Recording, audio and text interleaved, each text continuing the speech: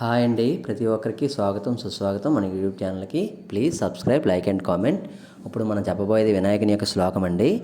ఓం వక్రతుండ మహాకాయ సూర్యకోటి సమప్రభ నిర్విఘ్నం కురుమేదేవ సర్వకార్యేషు సర్వదా. ఓం వక్రతుండ మహాకాయ సూర్యకోటి సమప్రభ నిర్విఘ్నం కురు మే దేవ సర్వకార్యేషు సర్వదా. ఓం వక్రతుండ మహాకాయ సూర్యకోటి సమప్రభ నిర్విఘ్నం కురు మే దేవ సర్వకార్యేషు సర్వదా. ఓం వక్రతుండ మహాకాయ సూర్యకోటి సమప్రభ నిర్విఘ్నం కురు మే దేవ సర్వకార్యేషు సర్వదా. ఈ శ్లోకం యొక్క అర్థం ఇప్పుడు చెప్పబోతున్నానండి. వంక్రతుండము కలవాడ, మహాకాయ గొప్ప విశాలమైన శరీరం కలవాడ, సూర్యకోటి సమప్రభ కోటి సూర్యుల తేజస్సుతో ప్రకాశించేవాడా, నిర్విఘ్నం ఆటంకాలు లేకుండా, కురుమే దేవ అనుగ్రహించు దేవ సర్వకార్యేషు అన్ని పనులలో, సర్వదా ఎల్లప్పుడూ అని అర్థమండి.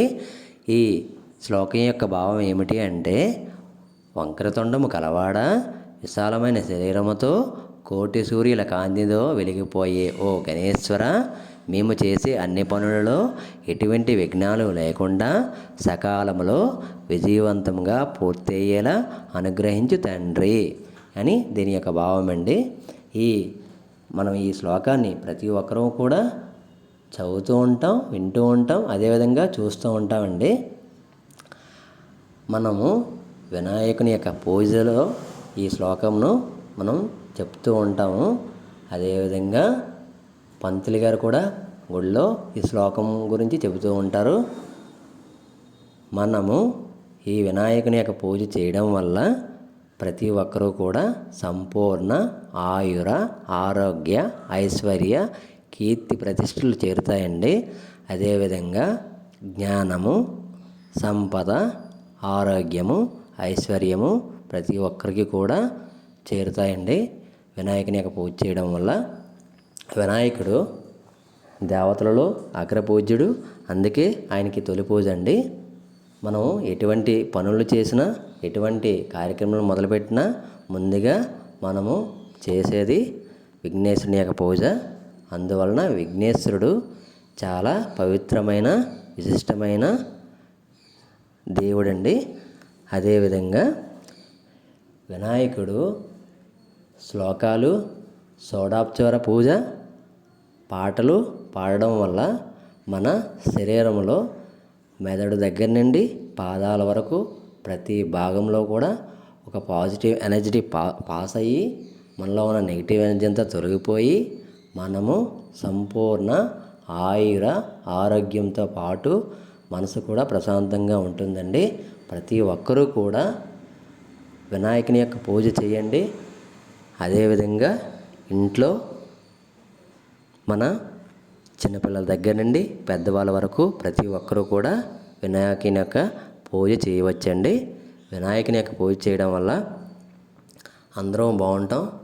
అదేవిధంగా ఈ వేసవికాలం నుండి వర్షాకాలంలోకి మనం అందరం వచ్చాం కదండి.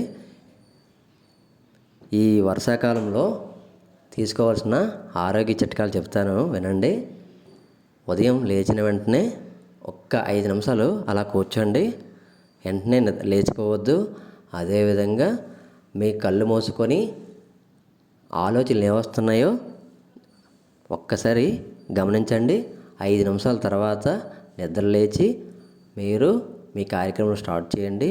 అదేవిధంగా గోరువెచ్చని నీళ్ళు తాగండి. ఆ తర్వాత నిమ్మకాయ, తేనె గోరువెచ్చని నీటిలో వేసుకొని తాగండి. దీనివలన మన శరీరంలో ఎటువంటి చెడు మలినాలు ఉన్నా తొలగిపోయి మన శరీరము ఎటువంటి అనారోగ్యానికి గురవ్వకుండా ఒక పాజిటివ్ ఎనర్జీతో మనం ఉంటామండి. రోజంతా కూడా ప్రతి ఒక్కరు కూడా ఈ ఆరోగ్య చిట్కాలను కూడా పాటించండి. మనం అందరం బాగుండాలనే ఉద్దేశంతో ఈ వీడియోని మేము చేసామండి. ప్రతి ఒక్కరూ కూడా మన యూట్యూబ్ ఛానల్ని సబ్స్క్రైబ్ చేయండి. మళ్ళీ మంచి వీడియోస్తో కలుద్దామండి. Please like and comment.